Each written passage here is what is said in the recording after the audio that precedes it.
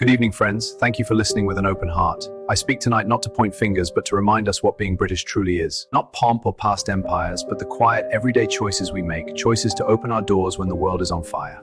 That is what it means to be a great Britain. For decades, we have flung our doors wide open to the poor, the persecuted, the starving, and those fleeing war, not because we wanted headlines, not because it was easy, but because it was hard.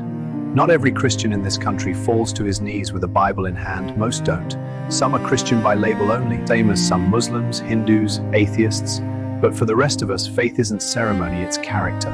It's the reflex to share the last crust, to queue last, to swallow the cost, because turning the other cheek isn't weakness, it's the spine of who we are. So yes, we've given until it hurts and we'll continue to give, but let's be clear just how difficult it has been at times to endure. Even as we watch our children passed over for jobs based on their skin color and ethnicity, even as the country queues 9 hours for a doctor, neighborhoods our parents walk barefoot now feel like foreign land and no-go areas. We've given, and some might argue we've given way too much, but we've given because that's what it means to be British and Christian.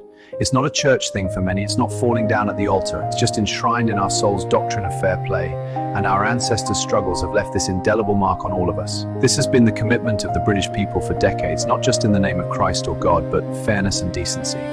Even now, as it's being thrown in our faces and taken advantage of, not just by immigrants, but other nations that don't want to step up to the plate. As we ask for that reciprocation, what are we called? What are we integrated into? Racist, Islamophobes. We say gently, please, this kindness has limits. When we ask why our girls vanish into cars while police warn us not to notice. If the UK and the British people were truly racist or Islamophobe, we wouldn't be sharing the bread of the country with 12 million foreign nationals. We are branded racist, Islamophobe, far right, our doors knocked on, our names, careers ruined. Yet reverse the situation. If white British Christians landed in Riyadh tomorrow, or Mecca, or even Islamabad, if they were demanding cultural change, if they were offended at Eid or Halal, bare ankles, or even Christmas, let's be straight, we would be imprisoned, beaten in broad daylight, or worse, stoned to death in the public square. And no one on earth would call them Christianophobic. They would simply say, this is our land, our rules. And they'd be bloody right. Their land, their rules, their culture, I agree, like it or leave.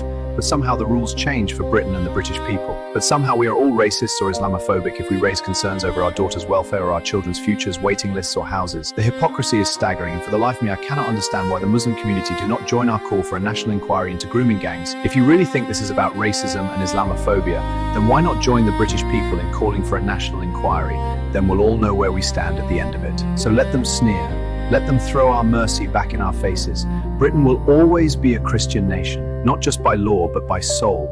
And if those who arrived on that mercy think they can weaponize it, think again. Because the same God who taught forgiveness also wrote, the meek shall inherit the earth, not the proud, not the ingrate, the meek. And we're still standing. In the name of the Father who first told us to love, we'll love a little longer, but not forever. Thank you.